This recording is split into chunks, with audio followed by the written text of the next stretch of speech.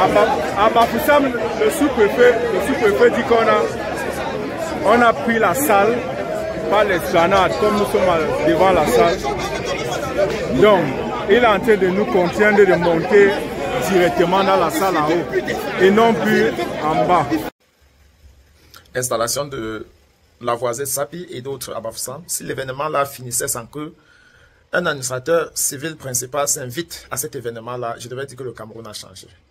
Dans les récits que vous allez suivre, vous allez voir comment cet événement-là est perturbé par les autorités publiques. Et pourtant, il n'y a pas 2 semaines, le RDPC a fait le tour du Cameroun pour installer les chefs de délégations permanentes régionales. Pourquoi est-ce qu'on fait ça au MRC? Est-ce que l'éducation est un débat?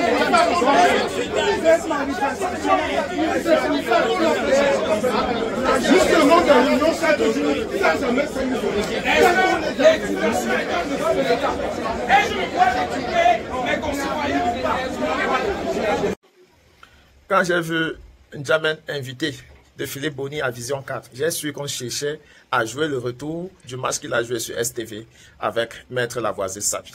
Et effectivement, or, il n'y avait pas sur le programme un titre qui relate à l'installation des élus locaux dans le MSC. Mais voilà qu'ils ont réussi quand même à faire venir le sujet sur la table. Écoutez N'Djamène dans ses élucubrations. Il faut que les Camerounais le sachent. Donc aujourd'hui, on ne peut pas être un parangon du droit et venir présenter aux yeux du monde qu'on peut obtenir les élus sans la phase élective. Ça n'a pas de sens du tout. Parce que vous êtes de ceux qui disqualifient le MRC pour la course à la présidentielle. Mais écoutez, ça n'a pas de sens. Rappelez-vous qu'en 2018, M.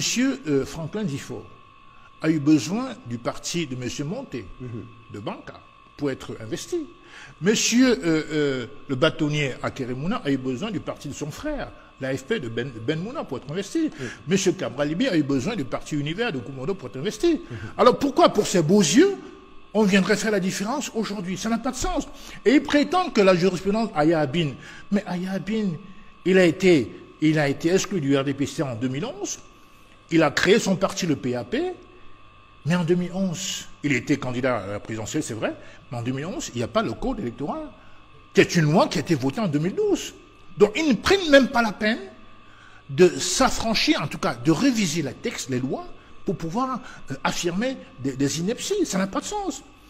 Et ils disent que l'article 15, mais l'article 15 de la Constitution, c'est le mandat impératif pour protéger le parlementaire, ou l'élu en tout cas le parlementaire, par rapport au chantage qu'il viendrait à subir de son parti politique. Et la loi, l'article 15, signifie simplement que le député vote en son âme et conscience. Il ne reçoit instruction ni de ses électeurs, ni de son parti politique. C'est tout. Ça n'a rien à voir avec les conditions d'éligibilité de l'article 121 alinéa 2, qui dit effectivement, comme je l'ai rappelé tout à l'heure, qu'il faut être présenté par un parti représenté à l'Assemblée nationale. Point barre. Et encore que, là, il présente uniquement les conseils municipaux. Cette loi, l'article 121 alinéa 2, ne concerne que les députés et pas les conseils municipaux. Sorcier par un fabuleux hasard, M. Nietzsche, démissionnaire du FCC, son parti, n'est-ce pas, qu'il a créé pour devenir, comme il a coutume de le dire, député du MRC par procuration. D'accord. Voilà la réalité aujourd'hui. Nous retenons que le maître Roland Tchapi, avocat au barreau du Cameroun, qui nous a souvent fait l'amitié d'être sur ce plateau, n'est plus membre du SDF. En tout cas, si on s'en tient au dernier des... Vous imaginez, une seconde, oui. Si on arrivait à appliquer cette ineptie-là, ça veut dire que si tous les élus du SDF, par exemple, démissionnaient, ce parti n'aurait pas le droit de présenter un candidat à l'élection présidentielle. C'est ce que ça voudrait dire. Oh, ça n'a pas de sens. Vous êtes investi sur la liste d'un parti politique et au Cameroun, l'obligation est faite de présenter ce qu'on appelle une liste. Nous sommes dans le domaine d'un scrutin de liste et de rien d'autre. D'accord. Voilà. On espère que Maître Tchapi, même s'il est passé dans le MRC, qui a jusqu'ici décidé de ne pas répondre favorablement à nos invitations, et Maître Tchapi qui donc a toujours été ici, on espère qu'il continuera de venir et assister à nos émissions chaque fois qu'on l'a sollicité de Bafoussam pour prendre la route et se retrouver à Yaoundé. A prévu toutes ces étapes et au niveau des l'ECAM, nous, on applique toujours la loi. Donc, ce qui veut dire quoi? Ça veut dire que quand les contentieux vont arriver, nous allons les adresser au Conseil constitutionnel, qui est l'organe compétent pour gérer les contentieux. Donc, c'est pour vous dire que l'environnement juridique est prêt pour que les contentieux soient gérés comme ils l'ont été lors des autres élections. Donc, nous n'avons pas à nous inquiéter, nous sommes sereins et nous allons continuer à suivre ce qui va se faire. Et que les partis politiques, donc, qui vont aller au contentieux, on va les gérer comme d'habitude. Et parmi les questions qui cristallisent, qui polarisent même l'attention, il y a cette fameuse préoccupation autour de la publication de la liste électorale nationale. La fameuse liste nationale. La fameuse liste nationale. Que répondez-vous à ceux qui demandent sa publication et que dit la loi à ce sujet? Quelle interprétation? Mais elle est déjà publiée, la liste nationale. Chaque année, d'ailleurs, vous devez savoir, le 30 décembre, chaque année, l'article 80 le dit, le directeur général des élections, n'est-ce pas, publie la liste électorale nationale, effectivement. Et cette liste, donc, comment elle est donc organisée? C'est là où vient le débat. C'est par commune, par bureau de vote et par ordre alphabétique. Donc, quand on s'inscrit, c'est dans une commune, parce qu'on doit avoir une résidence. Donc, on inscrit dans un bureau de vote immédiatement, parce qu'on ne va pas faire le bureau de vote après. Quand tu t'inscris, on t'assigne ton bureau de vote. Et donc, ton nom est là par ordre alphabétique. Donc, c'est cette agrégation des listes par commune qui fait la liste nationale. C'est ça la loi. On ne peut pas la changer. En attendant, on ne peut pas vous sortir une liste de 7 millions de personnes qui s'alignent. C'est pas possible. Parce que, alors, si nous le faisons, maintenant, comment on va faire pour se trouver dans un bureau de vote? Il faudra encore recommencer une autre alchimie pour le faire. Non. Pour le moment, c'est ce que la loi nous demande de faire et c'est ce que nous faisons. Et celles qui sont disponibles même ici dans les services centraux et dans les communes. Donc, il n'y a aucun problème. Et chacun connaît où il va voter. Et puis, comme c'est des informations quand même qui sont individuelles, quand bientôt on va passer n'est-ce pas, à l'application en ligne, chacun va ne voir que son nom. C'est ça. Quand il va cliquer, il ne va pas entrer pour voir les noms de tout le monde. C'est pas possible. Parce que c'est ça qui crée, n'est-ce pas, les piratages et des problèmes que nous connaissons. Et il y a des professionnels qui n'attendent que ça. Oh, c'est pas possible. Aucun pays n'est exposé. Parce que c'est très grave. Parce que si c'est torpillé, c'est l'élection qui est torpillée. Et là, on ne peut prendre aucun risque. Ni ici, ni ailleurs. Mais ceux qui soutiennent cette thèse-là prennent, pour exemple, un pays ouest-africain qui est bien connu, la Côte d'Ivoire. Oui. En prétendant que de ce côté-là, on serait arrivé à avoir une liste électorale unique qui regrouperait l'ensemble des électeurs. C'est ce qu'ils disent. Il faut encore y aller pour être sûr que ce qu'ils disent est la vérité. Nous, on gère le local. Hein. Nous ne gérons d'autres pays. On ne gère ni la Côte d'Ivoire, ni ailleurs. On gère le Cameroun. Et nous appliquons la loi.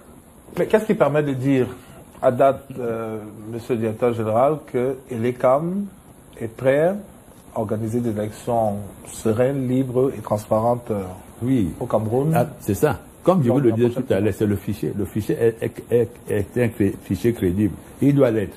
Et le fichier électoral, la liste électorale n'est-ce pas, est organisée dans les commissions.